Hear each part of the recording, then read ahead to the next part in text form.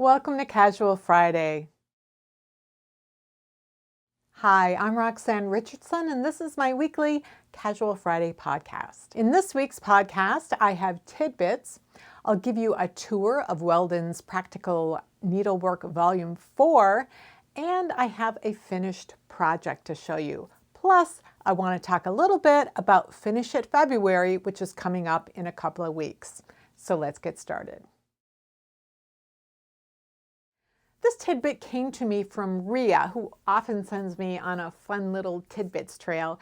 The article Ria sent me is from the Smithsonian Magazine, and it was published in 2018 about this little sock that I'm showing on the screen here. The article summarizes research done by the British Museum that allows them to use imaging technology to figure out what specific dyes were used to create the many colors seen in this child's sock. So they figured out that they used just 3 colors of dye: madder for red, woad for blue, and weld for yellow. But then those colors were mixed to create other colors. There's something like 6 or maybe 7 different colors of stripes in the little socks. The imaging technology is non-invasive. So previously they would have had to take samples, like physical samples from the object, which would have created some damage. But then this way they can completely preserve the item as it is. And they're also able to use the technology to study the weaving techniques used to make various other textiles, as well as how the yarns in those textiles were spun.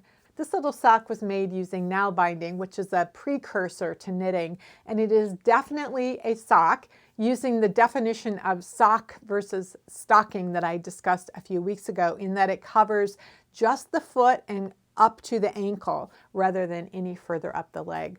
The split toe would allow it to be worn with a sandal. So I'll leave a link to the Smithsonian article below. It's brief, but it contains a lot of other links within the article to additional reading on the topic, including the academic article on the use of the technology, as well as a link to the British Museum's entry on the sock, which dates to about 300 AD. They note the exact construction method and direction in which the sock was worked. The socks started with each of the toes first, and then they were joined to make the foot. And then they even count the number of rows or rounds that were worked in each color, and as well as the direction of the spin for the singles and the direction for the plying. This next tidbit came to me and landed in my email box. It came from academia.edu, which is a website that has academic articles available that you can download for free. A lot of places that have academic articles, that cost an arm and a leg to read them. And then based on what it is you've looked at before on their website, they'll sometimes send you emails saying, hey, you might be interested in this. The one that they sent me recently was titled Several Knitted Stockings from the 16th and 17th Centuries. So obviously I was interested and I clicked on that link. What it was not an article, but it was a poster that was presented at a conference in 2017. So sometimes these academic conferences, people will present a paper, and other times they'll present research on a poster, like when you were a kid in school and you had a science fair and you had to do a poster, that kind of thing. So I have a little image of her poster here on the screen. So the description is hand-knitted silk stockings from the second half of the 16th century and the first half of the 17th century, which were found in today's Czech Republic. They were examined from a knitter's point of view. Their shaping and patterning were compared to some stockings from the same period found in other European countries, and the possibility of using knitting techniques and construction details for dating or determining the place of origin of knitted objects is discussed. What she's talking about is, what are all the different types of heels that you're seeing in these stockings. She was saying she didn't think those stockings were actually knit in the Czech Republic. Upper class people all over Europe were getting stockings from a lot of the same sources at that time, maybe from guilds in Spain or France or Italy or places like that, where it was really high level, very fine gauge stockings. And so they were buying them and having them shipped there. So she was examining all of the different types of heels and toes. And one of the things that she noticed was that almost every one of them had a shaped common heel. The reason it's called a common heel is because it was ubiquitous. So the shaped common heel is the type of heel that was in that Norwegian sock that I just reverse engineered. The difference between this sock and almost every other sock or stocking that uses this kind of heel is that this one uses a special double bind off under the sole. That was why I wanted to reverse engineer it. It was so fascinating. In most cases, those types of heels were joined underneath with a 3-needle bind off. But what she noticed is that one of the heels used what was called a Balbriggan heel. It's known as that. And that is a type of heel that I have read about in Weldon's Practical Stocking Knitter, and it's one that I want to try. And she is speculating that it's a complex enough type of heel that it's unlikely that it would have been invented in the same way in multiple places throughout Europe, where a lot of techniques just become obvious to people, or you can see something, oh, that's a good idea, and you can just do it. You don't have to study it and figure it out. So her speculation is that because those stockings weren't knit in the Czech Republic, probably, they were purchased from elsewhere, that if they have that type of heel, it's possible that they were knit in the same location as other stockings from that time period with that same heel. So that's really interesting. So there are a number of really cool things on that poster. I will leave a link down to it below. I am pretty sure that Sylvie, the woman who created the poster, that I've seen her present at the Knitting History Forum conference during the pandemic. They've been doing them by Zoom, and that conference is coming up in the next couple of weeks. I mentioned it a few weeks ago, I think, in Tidbits, and I'll leave a link to that conference below. I remember that she presented something about gloves that had been knitted by these abbesses, and it turns out, I saw on academia.edu that her article related to that topic was published in Archaeological Textiles Review. This is volume 60. Her article is in 62. You can get these free by PDF. If you want a hard copy, you have to pay for them. This journal comes out once a year, and this one, number 60, came out, I think, at the end of 2018, right when I was getting involved in reading historical knitting patterns. And the whole issue is devoted to knitting and establishing standard terminology for how knitted textiles are described, because they had been so neglected and described in such a haphazard way in the past. So number 60 is all about knitting, and then Sylvie has an article about knitted gloves in number 62. So I'll leave you links to Sylvie's poster and academia.edu, and to the place where you can find more about these academic articles related to knitting and other textiles as well.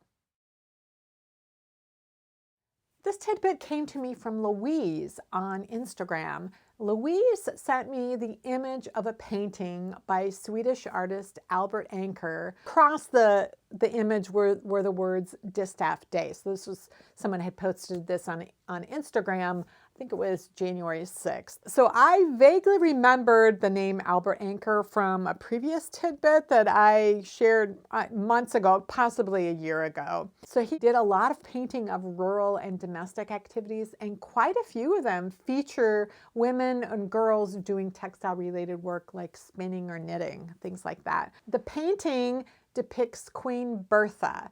And there's a legend that she was very industrious about spinning herself, because pretty much every woman was tasked with spinning historically.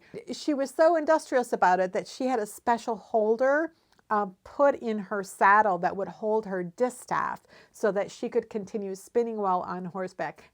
I wonder how well you could spin when you're on horseback, but that's the story. So a distaff is kind of like a long stick that unspun fiber that's been prepared, like it's been combed or carded or whatever. It's kind of wrapped around the distaff to keep it organized so that it's like the source that the spinner uses as they are spinning. The story is that she was out for a ride with her distaff, and she came across a shepherdess who was spinning while looking after her flock. And the queen was so impressed with this shepherdess's industry that she rewarded the girl with valuable gifts of all sorts. So Distaff Day is the day after the 12th day of Christmas, which is otherwise known as Epiphany. And it was traditionally the day when women got back to doing their regular household chores, which included spinning. Another name for Distaff Day is Rock Day, spelled R-O-C. But I'll leave a link down in the show notes to the Wikipedia page on Albert Anker. Again, there's a number of other paintings of his on that wiki page, including one of a young girl knitting. This tidbit came to me from the Wool Channel, which is a website that Clara Parks runs all about wool.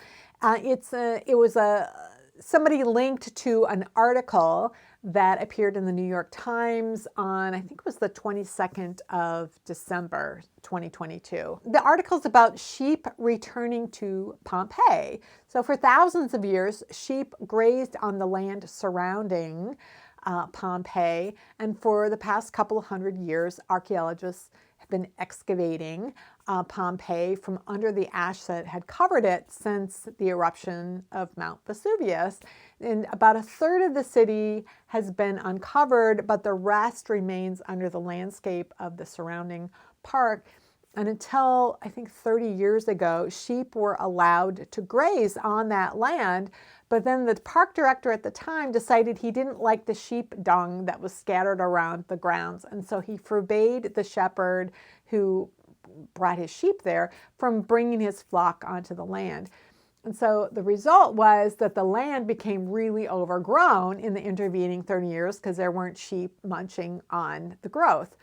And a new director wants to ensure that the buildings under the landscape are protected from that sort of jungle that emerged after the sheep left. He's worried about that roots of all that overgrowth could end up damaging all of those hidden structures that they were trying to protect. So he invited the shepherd to return with his sheep, and those sheep quickly began to munch away at the overgrown landscape. So I'll leave a link to the article. It is in the New York Times, so if you hit a paywall and are unable to read it, you might be able to access it through your library's online portal. This tidbit is one I've been meaning to share for a couple of weeks since I first received my 12-volume set of Weldon's practical needlework. It's an article published in Piecework back in 2017 called What in the World is Weldon's? As many of you know, I've been talking about Weldon's a lot lately for a couple of reasons. One is that I recently received this 12-volume set of slightly used facsimile copies of Weldon's practical needlework, and I've been sharing some of what's in those volumes for the past couple of weeks. And another is that when I first began researching vintage and antique knitting patterns, I bought the digitized version of the first two issues of Weldon's Practical Stocking Knitter, which were in volume 1, in order to learn more about how heels and toes were constructed back in the 19th century. So while I've explained a bit about what Weldon's is or was, there are quite a few articles on the Piecework website about Weldon's. So I'm going to link to an article in the show notes that gives a brief explanation of the company and its significance. But if you scroll down to the bottom of the article, you'll see links to several other articles about Weldon's as well. In last week's Casual Friday, I did a demonstration, a video demonstration of the construction of this Norwegian sock that I had reverse engineered. And I'd been talking throughout this reverse engineering process as I knit my socks that I really felt that it would fit a really wide range of of feet. And I even felt like it was going to fit my brother who has really big feet. And so I knit him this pair of socks, and I kept thinking, I don't know if those are going to fit him or not. I don't know. And then I was writing up the pattern and explaining the size information, and I realized I had made kind of a boneheaded mistake. And so I have added information about modifying the sock in order to fit people with much larger feet like my brother. So I want to correct a mistake that I made when I was talking about sort of the size range that these socks would likely fit, because the amount of fabric that is cast on for the leg is substantially more than you would cast on for this type of sock that was knit in stockinette. This type of sock you knit to a smaller circumference than the leg, and then it stretches to fit.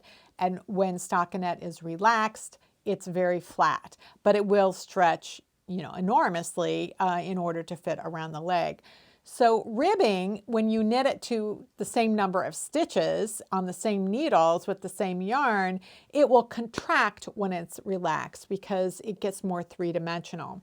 But it will stretch to the same amount that whatever this would stretch to.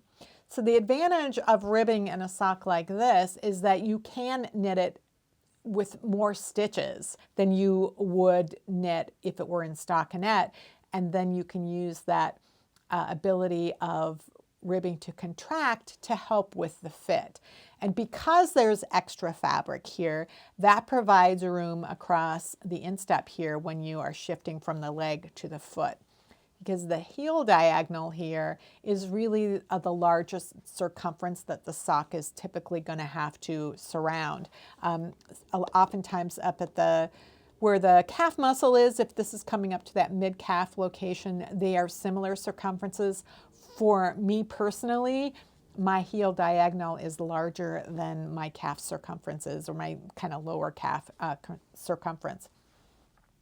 So when I was looking at how much room there was here, and then figuring out, well, how big could somebody's actual leg be, I was looking at how far it could stretch, and I thought, oh, it would stretch if you were like around 13 inches around across the heel here. This would fit comfortably. This foot model has a 12-inch foot diagonal, and there's still room. Well, my brother, who has very large feet, has a 15-inch heel diagonal. And normally, when you're knitting socks, you want the circumference, as I said, to be smaller, and that includes across the heel diagonal so that it will stretch to fit and stay in place. So for my brother, who has this 15-inch heel diagonal, I know that he needs like a 12-inch, a sock that is 12 inches across that will then stretch to 15. So when I was thinking about this sock, I'm like, oh, this could stretch to 13 inches. Oh, my brother needs 12, so that would fit him. That's not, that's not right. So I did do some calculations for creating a larger size of this sock as well. It's got an extra 8 stitches, a couple extra rows in the heel, and then at the toe is worked a few rounds more than what the original toe was worked. So I have added that to the actual official pattern, and I have those modifications at the end of the sock. So I will be re-knitting socks for my brother, and I apologize to anyone who cast on a pair of socks for someone with larger feet like my brother has. Hoping that it would fit them, because I think it would be, it might stretch to fit, but I think it might be uncomfortable. So I'd rather have it be comfortable and have the ribbing draw in and help with this particular fit.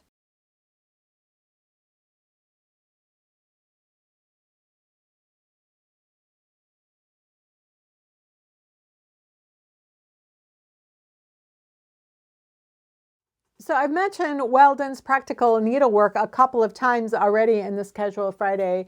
And what I wanted to do this week is show you volume 4 of the 12 volume set. I've shown you volumes 1 through 3 in the past few weeks.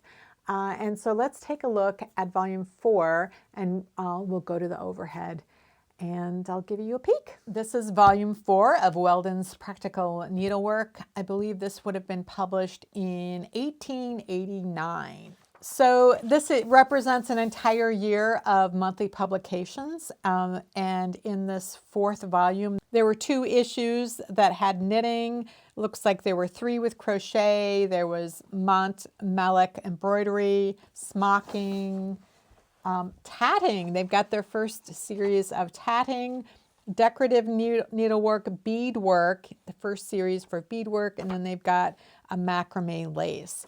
So it's always interesting to see when they start adding additional new topics in each year and to see what's coming up. So let's look at the knitting. So like many of the patterns in the previous volumes, there are a lot of items for babies. And there's a lot of underwear. So this is ladies' combination garment, meaning a combination of the undershirt and the drawers. And there's a sock here. This says knitted in ridgeway stitch with 2 needles. So this was not knit in the round. This is knit flat. I think I talked about this last week, that ridgeway stitch is mistake rib. Basically, it's the stitch pattern that I'm wearing in this sweater right here, where you are working knit 2, purl 2 each row, but you don't have a multiple of 4 stitches. You have like 1 extra stitch or your short 1 stitch. So that when you're always working knit 2, purl 2 every row, you get this offset of a ribbed pattern that's really nice. It's interesting to me that they call it ridgeway stitch. So a lot of undershirts for babies and ladies, socks, some more socks in brick pattern, another ladies' vest, infant's petticoat, little quilt square, a little jersey jacket in brioche. They were very big fans of brioche in the 19th century. More baby items. And more little stitch patterns for different types of edgings and things. They've got a cable pattern here, which is something I always like. So they've got a lace trellis pattern. I think I've actually knit a trellis pattern previously, and that's interesting to see it in here. So baby's first dress, a knitted nightcap, knitted in ridgeway stitch, this jersey jacket. And this is a cozy antimacassar. So if you aren't familiar with that term, macassar oil was this hair oil that men wore all throughout the 19th century and probably into the 20th century as well. And so in order to avoid it getting all over the furniture, they used to make knitted items and crocheted items to put over the backs of the seats. And so this is a cozy antimacassar. So it's like covering the whole back of the chair. Gentlemen's drawers. So I marked this one. So this little sock here, I assumed it was garter stitch. And I thought, well, that's interesting that they would have the sock knit and garter stitch. I wonder if it was knit flat. And it was not. It was knit in the round, but it was not knit in garter stitch. So this stitch pattern is knit 2 rounds and then purl around. So it's a variation on that. And they maintained it while they were turning the heel, which I thought was interesting as well. Here we've got some little Wellington boots, which are awfully cute for a baby. Those are so cute. More underwear. This is a pen wiper, and it says pen wiper in shape of a Turkish fez. And I've seen pen wipers in multiple places, and I guess when you're using a pen where you're dipping it into the inkwell, maybe you have to wipe off your pen once in a while, but it seems weird that you'd be wiping it off onto wool, and it's just interesting to me. I don't know. I mean, obviously they didn't have boxes of Kleenex around, so they had to wipe it on something. So here we have a ladies under bodice it's an underwear, underlayer. So this is interesting. It's called a hug me tight. It's a similar idea as that under bodice, just the way like chest warmers, sometimes they call them, different names that they have for these kinds of things. But this is interesting because they have a schematic and it tells you how to, you're knitting this all in one piece, and then it's telling you how which edges are going together in order to end up with something that looks like that. And then on the last page, we've got some designs that could be used for a quilt. So I've been working on a project the past few weeks I haven't mentioned previously. I thought I'd just wait until I got them done. I knit a pair of socks for my future son-in-law, Sam. I thought I'd go to the overhead and just go through all of the specifications and the techniques that I use in different places, and let you know about videos that you could use, you could refer to if you were interested in any of the specific techniques that I use to knit these particular socks. And I'll give you information about the yarn and all of that as well. The self-striping yarn here is a Regia 4-ply yarn. It's one of the Arnie and Carlos colorways. It is not one of the perfect colorways. The contrast that I knit here was using a different yarn. It's a brown sheep wild foot. So I added this contrast myself. So Arnie and Carlos do have a lot of colorways that are part of that perfect line, which the ball of yarn is set up to switch automatically from the self-striping to contrast, and so that you can get identical socks. But this is just a regular self-striping colorway that has the Fair Isle type effects. So I knit it cuff down. I wanted to knit a longer leg for Sam. I was worried that I wouldn't have enough of the self-striping yarn to get all the way to the toes. So I thought, well, I'll make the heel in a contrast color. And once I'd gotten past the heel and I showed it to him, I said, now, do you want the toes in the contrast, or do you want me to knit it in the self-striping? And he wanted the contrast for the toes as well. So I ended up having plenty of yarn left over because I used so much contrast yarn. The ball band for Regia 4-ply, it's considered a light fingering. It says 30 stitches over 4 inches or 10 centimeters. And I like to knit socks with about 15% more stitches than what the recommendation is on the label, and that's because the recommendation on the label is based on just a regular stockinette fabric. Even though this is yarn marketed for knitting socks, the sort of standard way of listing gauge is based on regular old stockinette fabric, like what you'd want in a sweater. So by knitting to a firmer gauge, then the socks have more durability and they stay up better and all of that kind of thing. So I will typically knit Regia 4-ply at 8.5 to 9 stitches per inch, whatever it is I get on a US 0, which is a 2 millimeter needle. This time when I was knitting, I was getting 8.5 stitches per inch. Sometimes I get 9. It just depends. So I knit the leg for about 7.5 inches, so a little bit longer than maybe I normally would. And then this heel, it looks like an afterthought or a peasant heel, and I would call it an instathought heel, also known as a plain heel. So it's knit in the round, just like any peasant heel would be, but you knit it when you get to the heel rather than coming back later and inserting it. And I do have videos on this, a couple of videos on the plain heel. So you knit the leg, you put the instep stitches on hold, and then you do a provisional cast on for the sole stitches. And so then you have stitches that were already on the needle that were at the back of the leg, and you've done a provisional cast on here. And then now you can knit the heel in the round. That's one way to do it. Another way to do it would be to do the provisional cast on and then just knit the rest of the foot this way and then come back to the provisional cast on and then work the heel. You could do it either way. So you could do a standard afterthought heel, or you could do the heel right away when you come to it.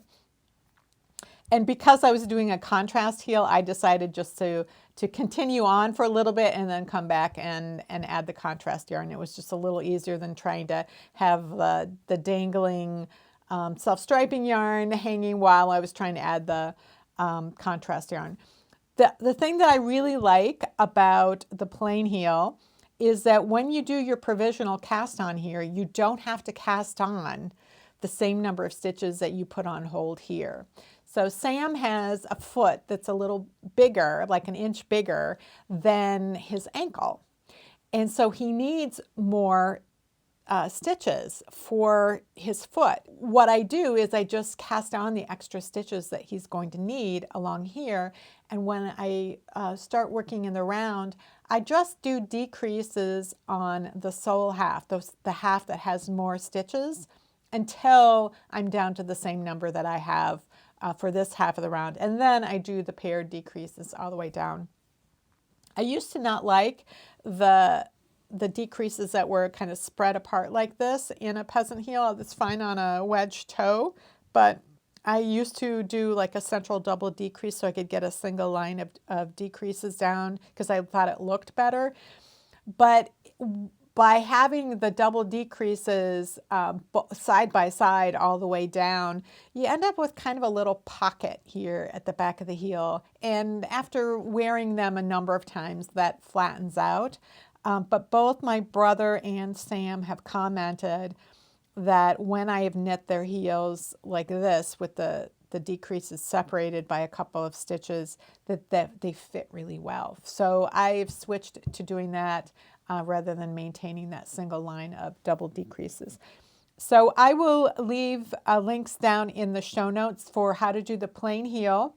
And then also there's a video on how to make those modifications in order to make it work. When I knit a plain heel for myself, because I have such a long heel diagonal, I actually work a small gusset first. I start increasing. I do an increase, 2 increases every other round for a while. And then so that I've increased the number of stitches, and then I provisionally cast on that same number over here. So I have far more stitches on the needle for the heel. So I can, that allows me to create a longer heel. And then I work a decreased gusset on the other side on the way down. So there are a lot of different ways that you can adjust the fit for this type of heel. For those of us who have high arches and a long heel diagonal, this kind of heel is often just doesn't fit us. And so being able to adjust that to get a good fit is really handy, because then you can use whatever kind of heel you like. So down here, when I did the toe is basically the same type of construction as the heel. He has his toes, rather than being like at an angle like this, the first two are pretty close in length, so he needs a little bit wider top of the wedge. So what I do is I keep the toe length the same. The total number of rounds that I knit for his toe is what I would have done for using the standard formula. I just distribute the plain rounds differently.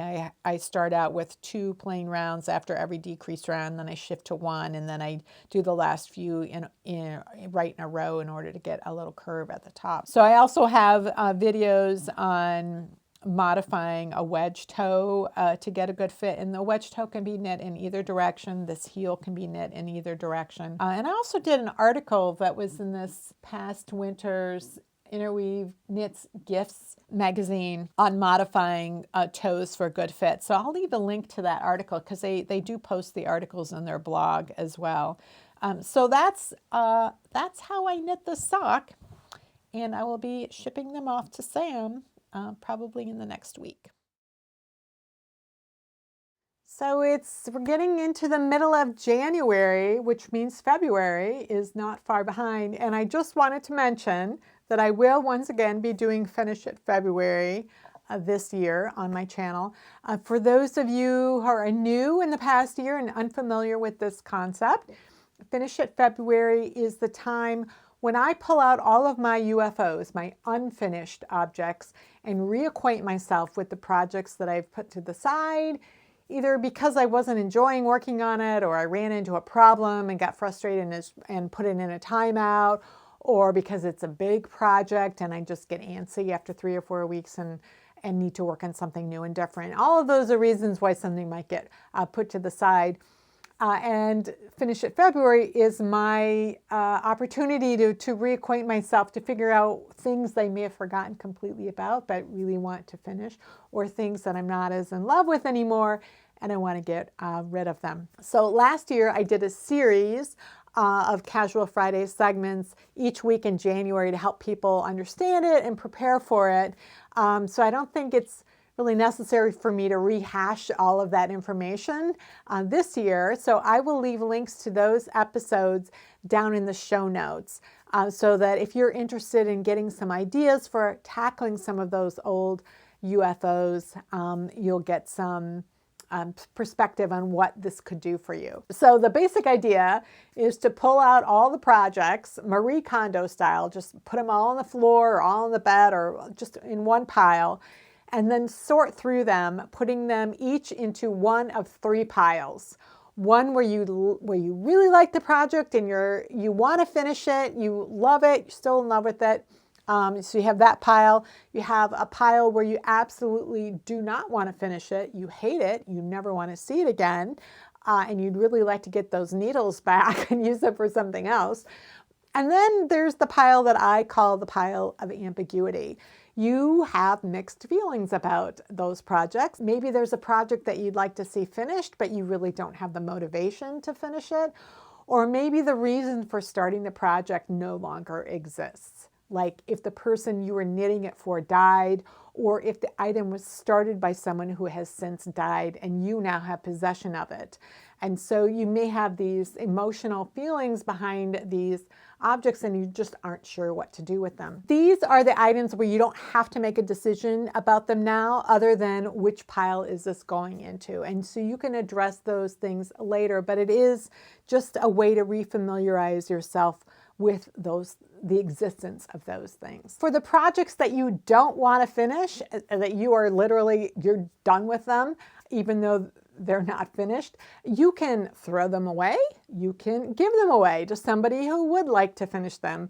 You can rip them out and rewind the yarn and put it back on your shelf, whatever you want to do. My own way of dealing with those projects is to not spend any more time on them. Like ripping it out is more time than I want to spend on them. So what I tend to do if I like the yarn is just put it back into my stash. Like this is now available yarn, and if and when I decide I want to use that yarn, then I will rip it out. Other times I have negative feelings associated with this half-finished thing, and I feel so much better if I do frog it and re-skein up the yarn. So there's no right or wrong approach to that. There's just figuring out how you want to deal with that yourself. Now, for the projects that you do like, you can rank the projects in some way to determine the order in which you want to tackle them. I like to make a list of the projects and kind of sort them out by category and figure out what needs to be done with them, and then do all of the really quick ones first. So if there's a hat that needs 2 ends woven in, do that one. I can cross that one off the list. So I might do several of really quick ones all in one day and just get those off my list. For larger projects, I often break up what needs to be done into sub-projects. Like a sleeve is a sub-project. The right front of a cardigan is a sub-project. Sewing up the vertical seams of a blanket that was knit in squares is a sub-project. And oftentimes these big projects, they just have become a slog and it seems overwhelming. And so if you just do like the small thing and then you can move on to another project, you can let yourself bounce around, because if you've accumulated a ton of projects, you probably like to bounce around a little bit. And so you shouldn't try to change that. You just work with it. Like what is going to work for you to get things done. Another approach that some people use is to just pick 5 of their favorite of the projects and they rotate through them in some way. One way might be I'm going to work 10 hours on a project, and they keep track of that in some way. And then when they work 10 hours on it, then they work on the next one. Or they might say, well, for 2 days, I'm going to work on this project, and for 2 days, I'm going to work on that one, and rotate through them like that. And then once one of them is actually finished, they can bring another project in, either another UFO, or that might be their reward is starting a new project because they've actually gotten rid of one of the things off their pile of UFOs. Again, there's no right or wrong way to do this. There's just finding the way that it's going to work with you or for you. So in the next couple of weeks, I will show you the projects I'm going to be working on during Finish It February. Sometimes I do repairs on knitted items. Sometimes I'll add a new element to a finished project, something that I thought it needed, or I'll change something. And sometimes I do other types of projects as well that are not knitting related, but they're projects that I would like to actually get accomplished. So I have a few different things I'm going to be working on in February myself, and I will be talking about that over the next couple of weeks. In the meantime, if Finish It February is a new concept to you, I will leave those links to last year's segments so that you can get caught up on what it is, and you can think about whether it's something that you want to join in on. Well, that's it for this week's Casual Friday. If you have any comments or questions about today's video or suggestions for videos you'd like to see in the future, you can leave those down in the comments below or join the discussion in my Ravelry group, Rox Rocks. Thanks for watching, and I'll see you next week.